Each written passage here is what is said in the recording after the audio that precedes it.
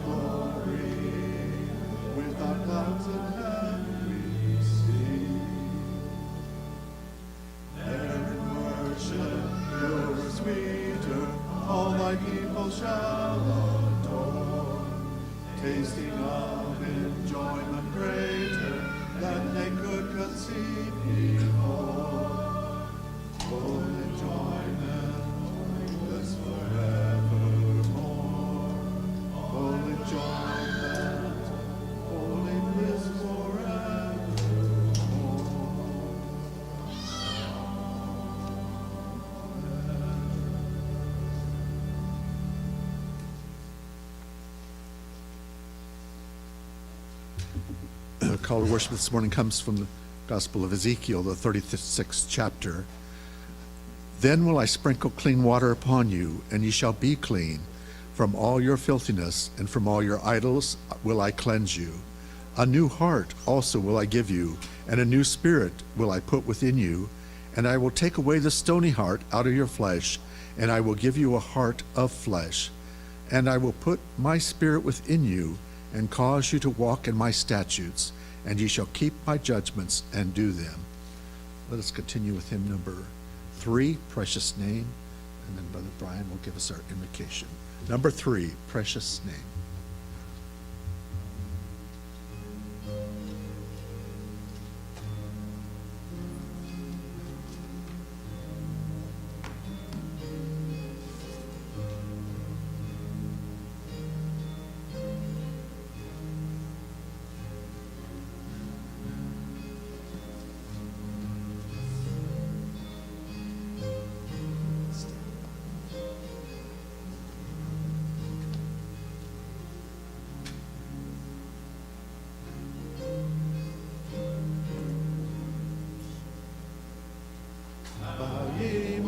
Bow before him, bow and keep his sacred word. Bow in reverence and adore him. Bow and confess your Savior, Lord. Precious name, oh how sweet, hope of earth and joy of heaven. Precious name, oh how sweet, hope of earth and joy of heaven. Bow ye angels, chant one accord, while each voice melodious raises herrings unto Christ the Lord. Precious day, oh how sweet, hope of earth and joy of heaven. Precious day, oh how sweet, hope of earth and joy of heaven. Men and angels, seraphs joining in one grand harmonious chord, voice and instruments combining, confess that Christ is Lord. Precious name, oh how sweet, hope of earth and joy of heaven. Precious name, oh how sweet, hope of earth and joy of heaven.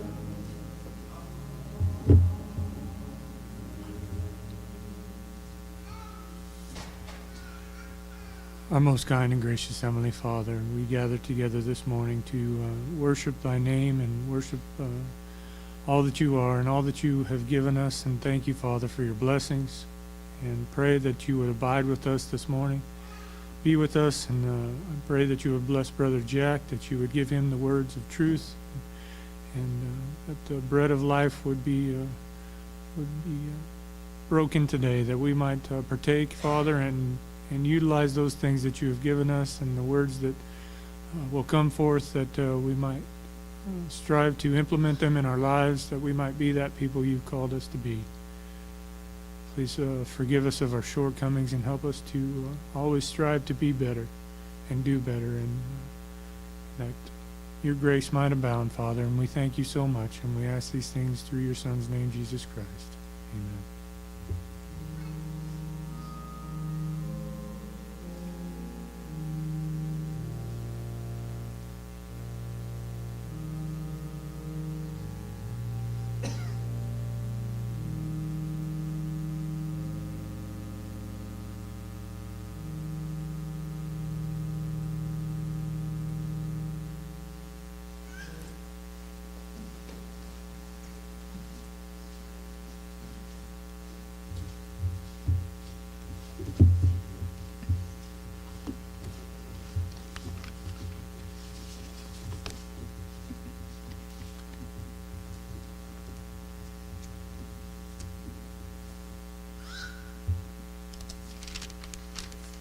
This morning,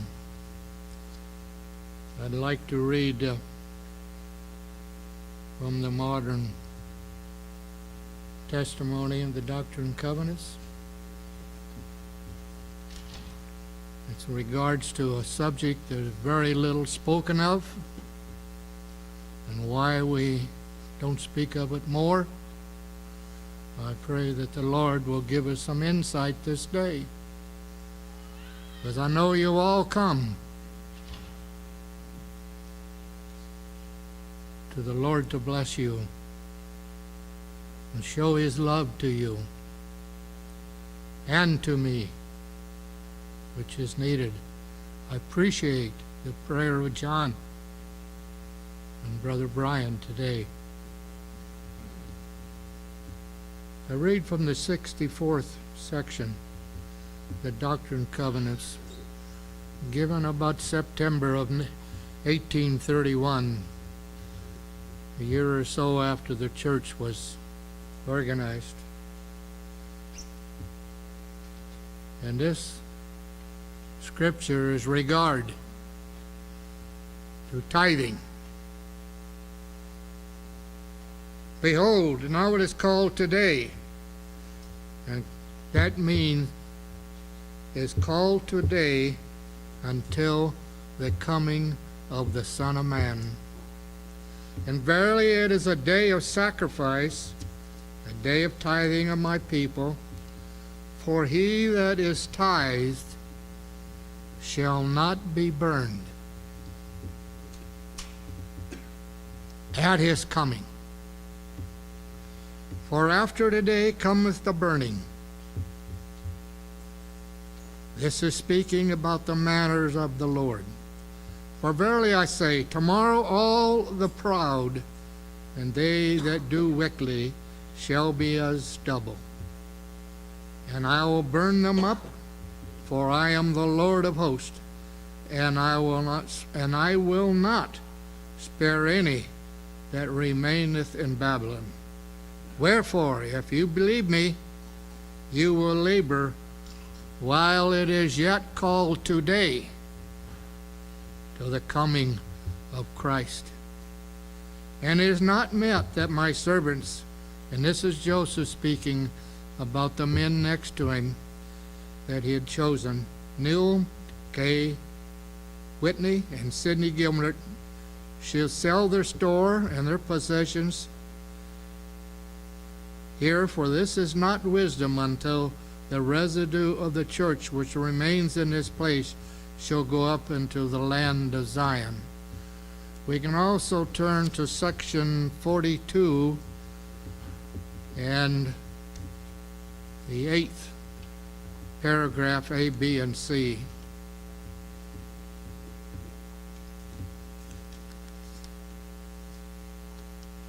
If thou lovest me, thou shalt serve me, and keep all of my commandments, not part, but all. And behold, thou wilt remember the poor, consecrate of thy properties for their support, that which thou hast to impart unto them, with a covenant and a deed which cannot be broken. And inasmuch as you impart of your substance unto the poor, you would do it unto me. And it shall be laid before the bishop of the church and its counselors, 2 of the elders or high priests, such as he shall or has appointed and set apart for that purpose. There's more scriptures that I read, but I'm going to try to do it by memory. And I pray that God might be with us and give each and every one of us a very clear spiritual understanding of the law of tithing, and tied to that, what our responsibility is with stewardship, with love of Jesus Christ and God the Father.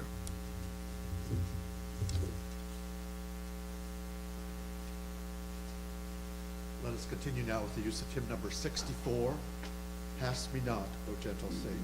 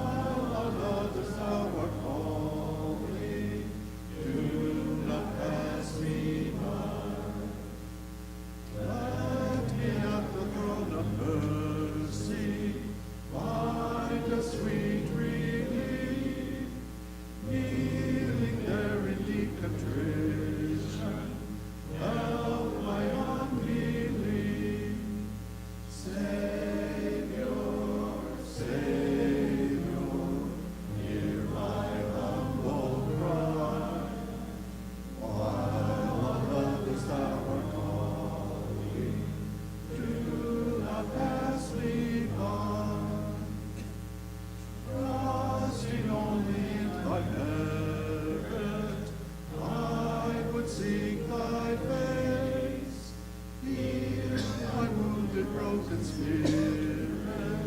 Save me by thy grace. Savior, Savior, in my humble cry, while on others thou art calling, do not pass me by. Thou the spring of all my comfort, more than life to me. Whom have I on earth beside thee? Who in heaven but thee? Savior, Savior, hear my humble cry. While on others thou art calling, do not pass me by.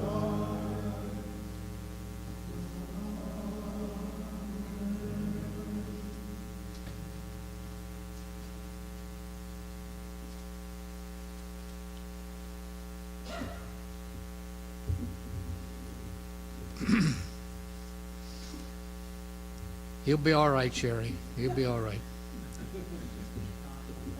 No, he's not. This morning, I'm going to be talking about love.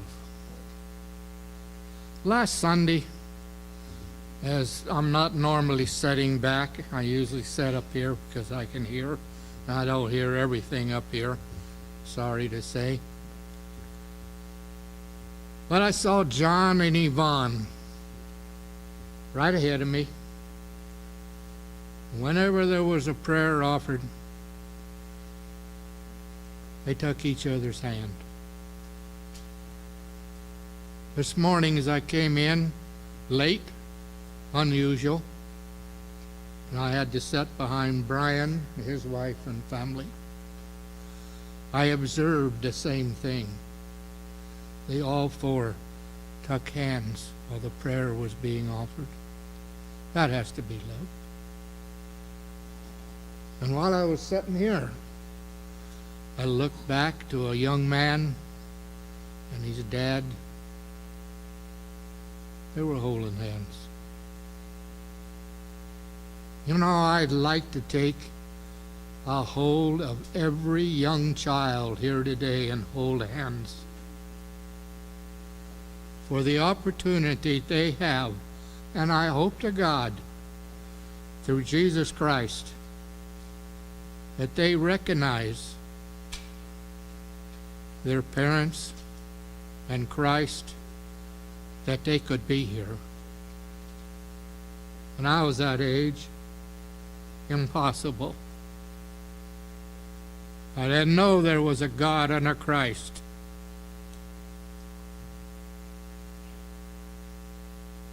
But I pray that we as a body of the Church of Jesus Christ,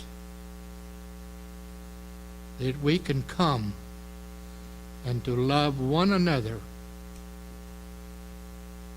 like Christ and God was.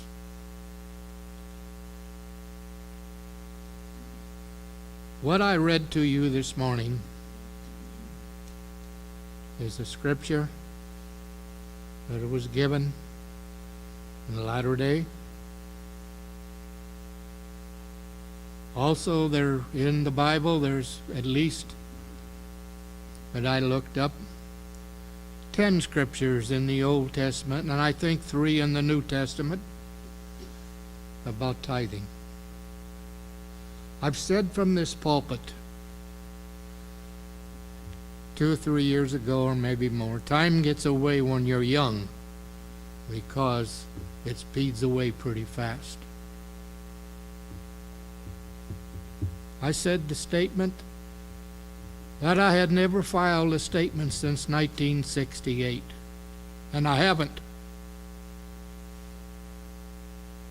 So I have no place in ancestral glory, according to the scripture I read to you.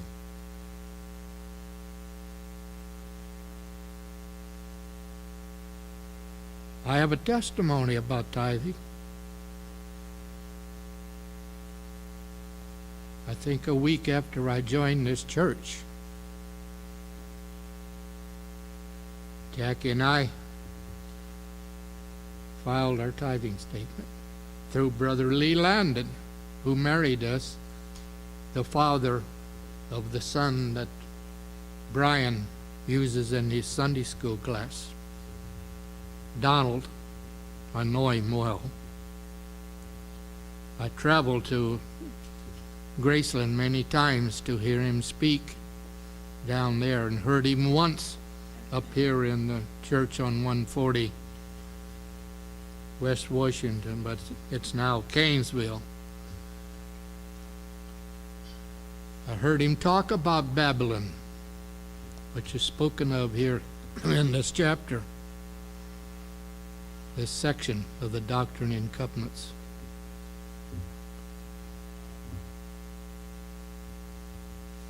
We always, Jack and I, filed it. We figured it New Year's Eve. That was a ritual ever since we were married. We filed our tithing statement. But getting back to the point that I commenced to say, the day after we filed that, or two, whatever it might be, we owed some money. And that day, it was a lot of money. And Lee says, now, you don't have to pay this now. And I said, Lee, I owe it. We went to the bank the next day, and we borrowed the money. We paid the Lord off.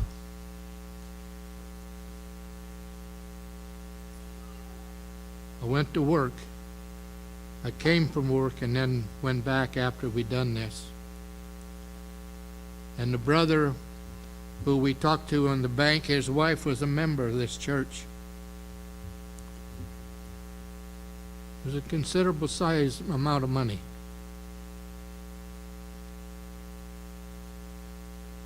And he asked us, what are you going to do with this money? And we told him, we filed our tithe and we owe it to God. He never questioned. He just pulled out that little, in those days, just a little pad, a note, put them out on it. I signed it. He never asked for statements like we do today, that they want your life history and everything that you own to borrow $1. But that man knew what it was for and had no problem. I went back to 7th and Broadway where I was working for Firestone. Still stands there today, except a bigger building, big canopy out. And on my desk was a Western Union telegraph. Immediately sell all Sturt Warner TVs, radio TVs and photograph records, all in one. Big outfit, it stood up, expensive. $700 if I remember correctly. Each one sold, whoever sells it, gets 10%. 30 days, my note was paid off. Lord had to do that. I'm not the best salesman in the world. I have a terrible time selling the gospel of Jesus Christ to those people out in the world. That's one testimony. But as time went on, when we went to the farm, and I think I told you this, Jackie and I paid ahead because she was very skeptical, I guess, of my ability to feed her. Because she said we're going to starve to death when we go to the farm. So to convince her that she wanted to make sure the Lord was taken care of. So we paid ahead a considerable amount of money. I never had so much trafficking from the bishopry of what all I wanted to do and how I wanted to do it and when I wanted to do it with this money. Kind of irritated me. I thought the Lord would know how to do it. They work for the Lord, those bishopry.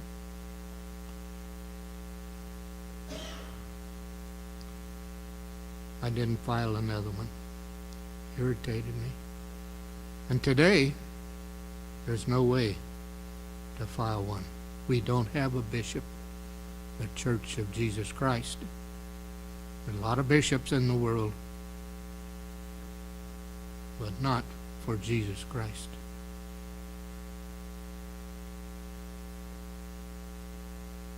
We talked a little bit this morning, and I'll tell you people, you're going home early today. Brian took half of my message. I want to talk about neighbors, so we're going home early today. I'll guarantee you on it, unless the Lord stops me on it. That's the only one on it. But as time goes by, in those early 60s, when I went to the farm, and believe me, I came into this church on the basis of Zion. Having grown up on the farms from here to there to Timbuktu, and seeing the working together of individuals together, helping one another, this message of Zion really burned in my heart. And I thought, and this is Satan working into me, the RLDS Church and its membership owned this town at one time, at that time, in the early 50s and late 40s. I look out at the ancestors of some of them that's here today. I can see Jim and Lou Ann's father, worked with him great on it. I guess that's the only vintage left of, oh, there sits a guy right there, yeah. By the way, this week I've been going through old heralds, and your name popped up, and an old book also popped up of an Oliver. And I was going to ask you, and I went off and forgot it this morning on it. But I went through those old heralds on it all week long, and I asked Brian and Mark if they wanted them. I had a pile about that high. Went clear back to 1923 and 25 was the latest ones I have. But I got rid of them. They didn't want them. And I don't have time to read them again on it. But I recognized a lot of names in there down through history as time has expired in my lifetime on it, and seen how the church went from the 1925s up until I quit taking them probably in 91 or 92. I haven't had one since then. But I have had magazines, the Visions, the Beacons, and so forth on it. But in there, I've seen the decline of the spirituality of the people of Jesus Christ. A decline, that's sorrowful. But you know, in those heralds, I found some great spiritual testimonies of Jesus Christ from the people here in this area. And some of the old books that I have that I read, you talking to me? That's all right, Mama. we thank God that he's here. And that's what I appreciate on it. But anyway, I read the testimonies through these old heralds and how great some of those testimonies are. One of the first conferences after the breakup of the church in Nauvoo, 8,000 people met on this side of the river in this first conference. 8,000. I don't know. Got 40 here today? I don't know. I don't count them because I like to look into the hearts of our people and see what's there. What I can glean of Christ's Spirit coming from those people. Especially in the conditions of our world and our country is in right now.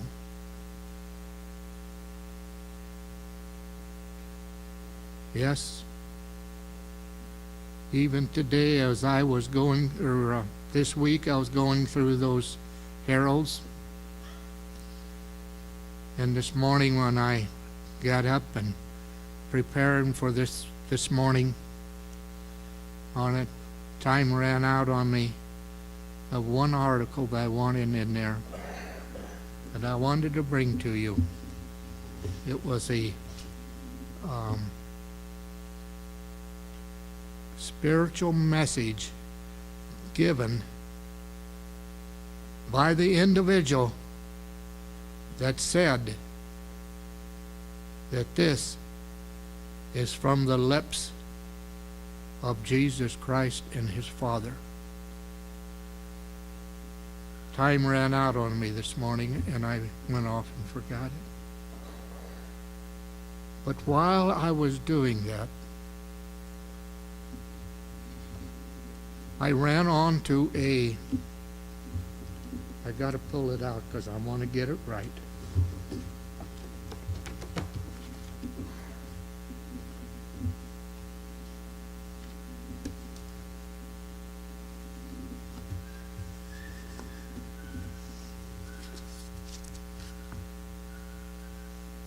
This is a tablet that Jackie wrote letters. She was a famous letter writer.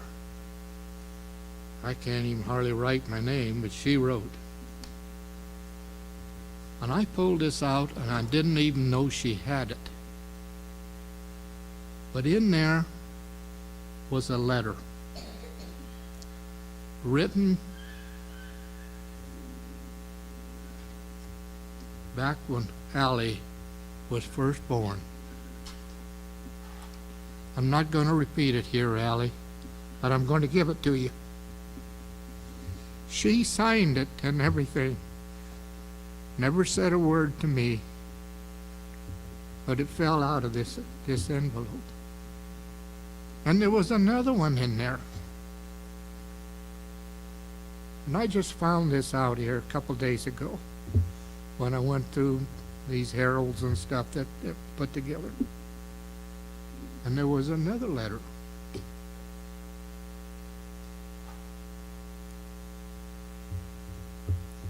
It was written of her passing. If she had told me, I would have given it to you to be given. I will not read it. I may give it to you. On it. She loved to write letters on it, and she could do it very well too, which I cannot do.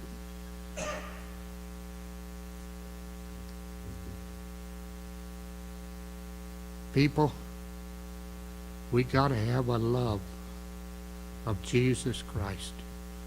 Do we know his love? Do we know each and every one here what's in their heart?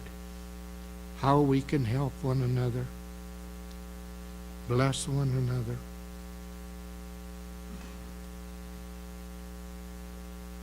You know, and I sat here, and she sat back there. I always turned around once or twice during the service, especially during song or a prayer, and she'd wink an eye and twist her nose and lip up to let me know we were all right. To me, that's the same as John and Yvonne holding hands, and Brian and his family. And the opportunity also, when Don give me his vision with Christ, and I read that. I have 2 or 3 others too. This is a great testimony to me of Christ that will work. No, I don't have any outstanding experiences, but I do know. You ask, even it's a very humble 2-word, God help me, as I have directed some of the toughest men in the world. Some of them that cuss worse than a sailor, and they used to be the worst. I was a sailor. So, a couple of men that comes to my mind today, and I think I told you this story on it. They couldn't come to grips. They couldn't come to grips of acknowledging there was a God in Christ. And I could see they couldn't. They couldn't. Satan was in their eyes, in their mind, their body. And they come outright forcefully and said, I can't do it. I said, you can do it. All you have to do, the first step. The first step in a prayer. That's the way you gotta touch Him. And touch God in Christ is prayer. And I said,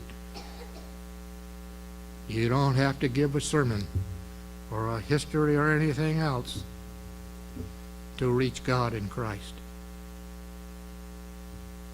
God, please help me.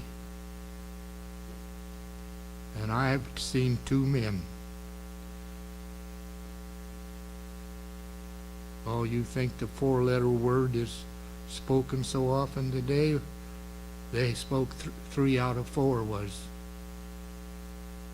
And they wouldn't hesitate to take a nickel from you, or a dollar, or 1,000 bills with a flip of the thing.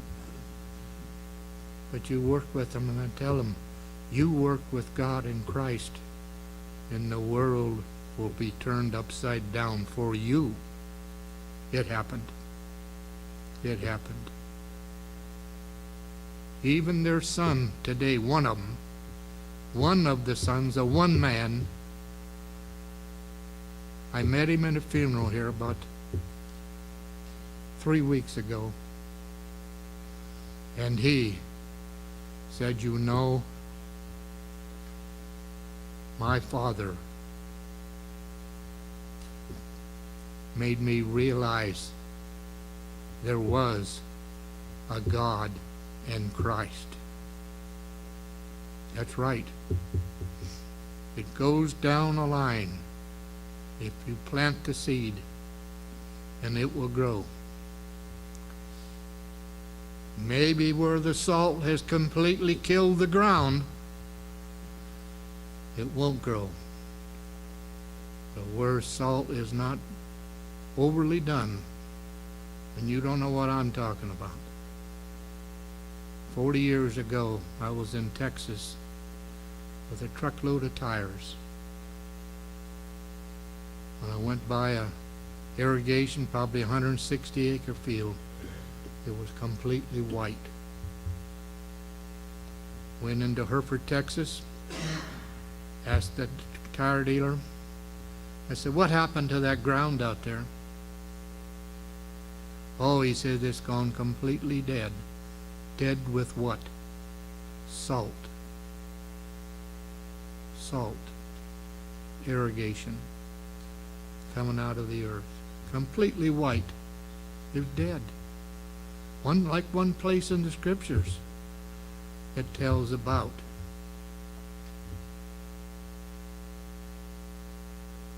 As a matter of fact, it's about the fig tree. If you remember the story of the fig tree where Christ was walking with the disciples back to Jerusalem, they walked up to this fig tree, which at that time of the year should have had beautiful fruit on it. They got there was no fruit. Christ uses an example on it, that fig tree, that he was not going to always be with them to feed them the fruit from fig trees. That you're going to be on your own. And he also told them, because of some of the things that's on the ground, like weeds and another word he spoke of and I can't recall it now, that it will take the nourishments from the ground, so you will not be fed by my Spirit, which I am here today trying to prove to you. And that's us every day. That's us.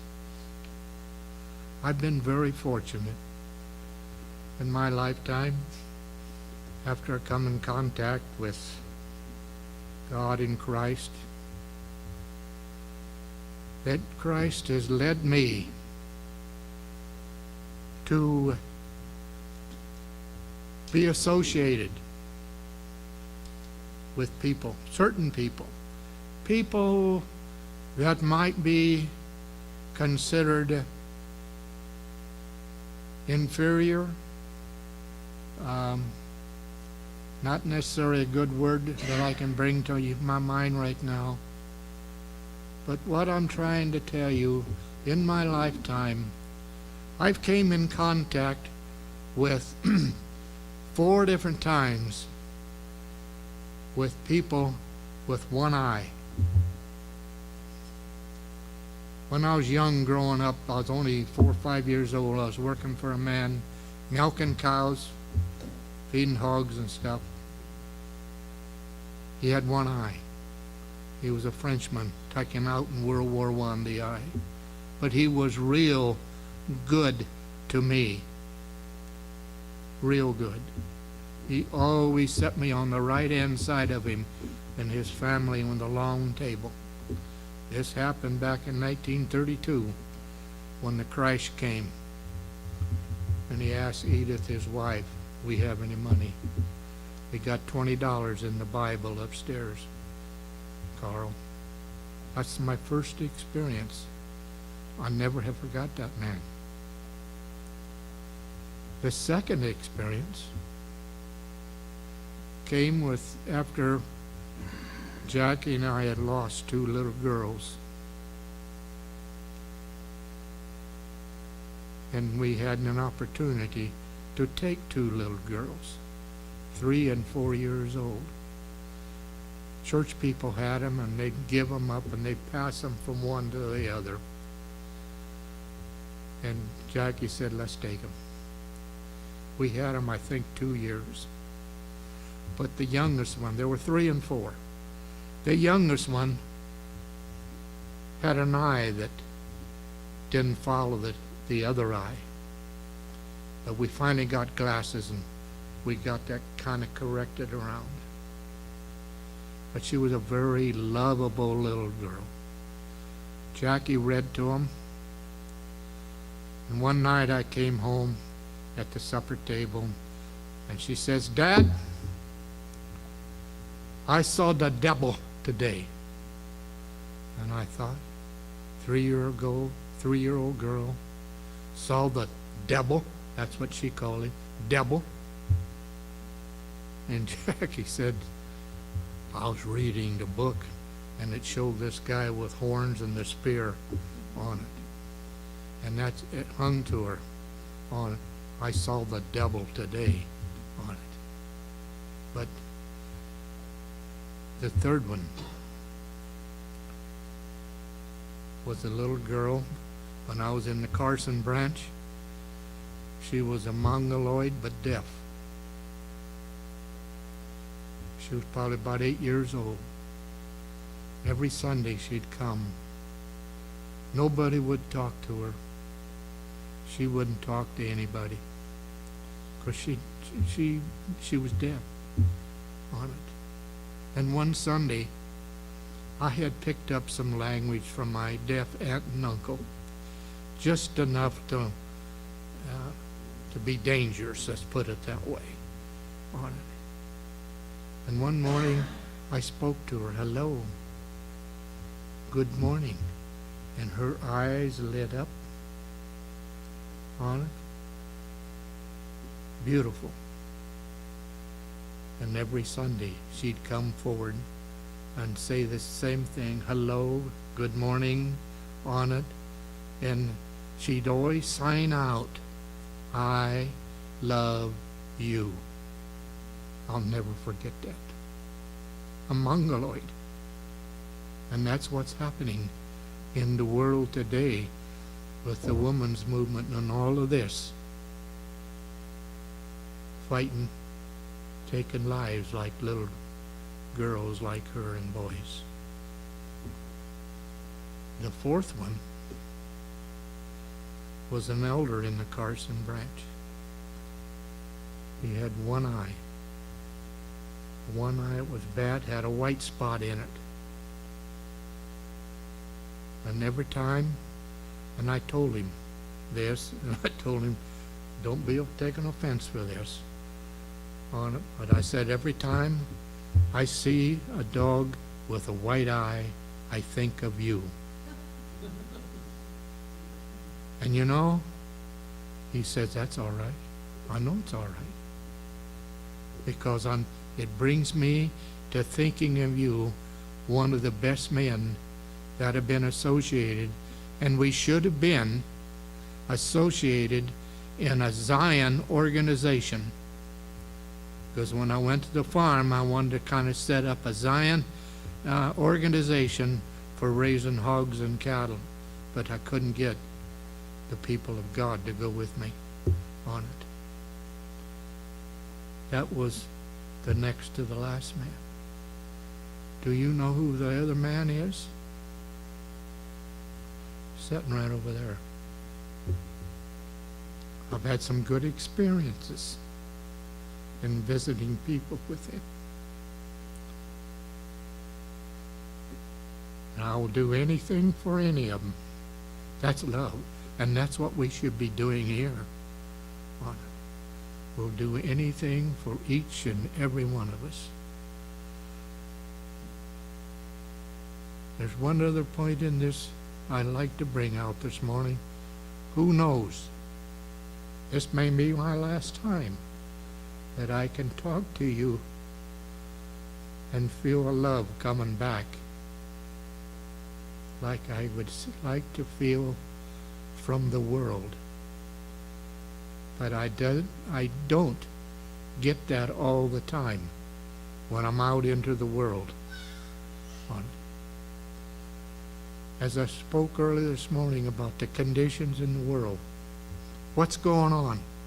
Look at our government split. Today, women's movement. I may say some things very shortly, and I don't have much time, because I was only going to be here half of the time anyway. But anyway, I'm a firm believer. God created man and woman, and he created that woman as a helpmate to man. I know I've gone through 67 years with a helpmate, a true helpmate. God created him for our purpose. And I will say,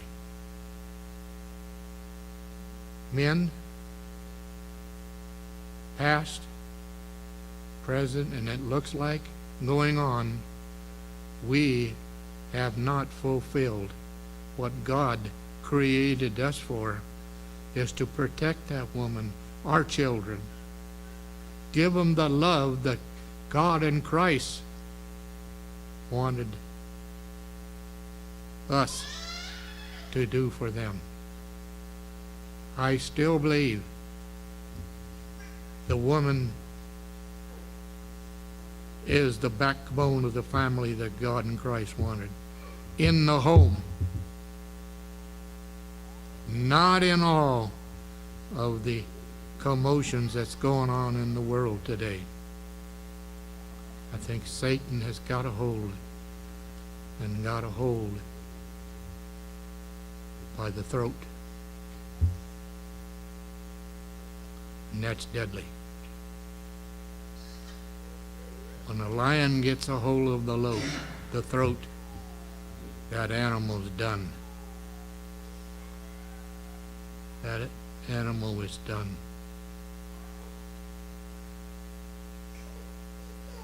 Yes,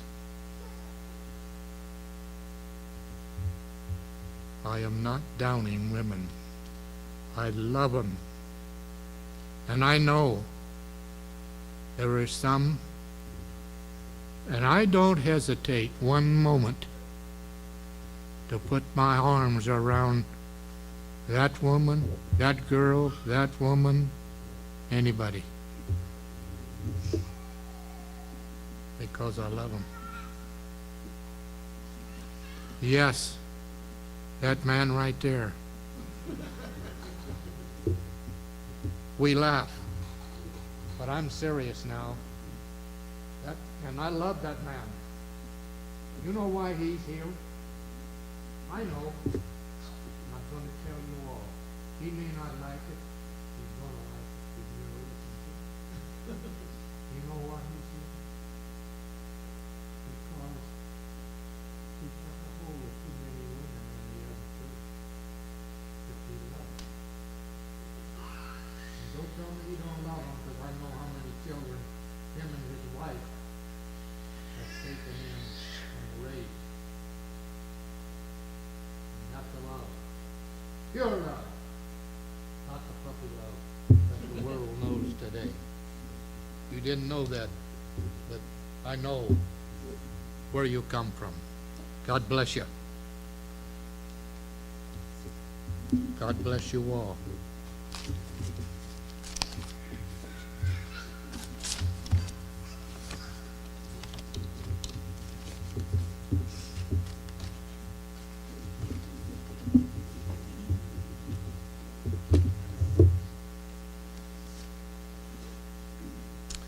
Thank you, Jack, for sharing your ministry and your testimonies. I know you said you don't file statements, but I think the Lord, we would be hard pressed to find a better steward than you. Number of people that you and Jackie helped through your years is probably uncountable. How you blessed other people's lives. And one thing I've always appreciated about Jack is when he brought a plumb line to a sermon once and explained to us what a plumb line was. And you always knew that was Jack, where he stood, where he came from, and how solid he was in the gospel and love for his Heavenly Father. May we all be as dedicated as that.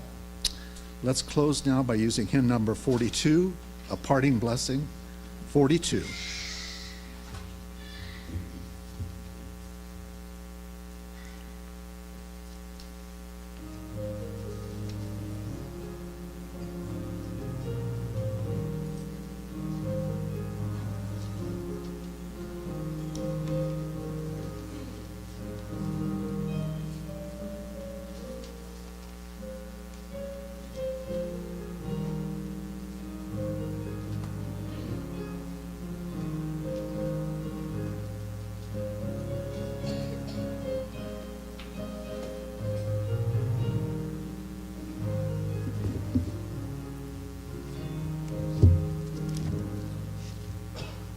Give us a parting blessing, as from thy house we call, thine infinite love expressing, sweet peace divine bestow. Thy holy word has taught us, thy righteousness we know, and near to thyself has brought us, the way of life to show.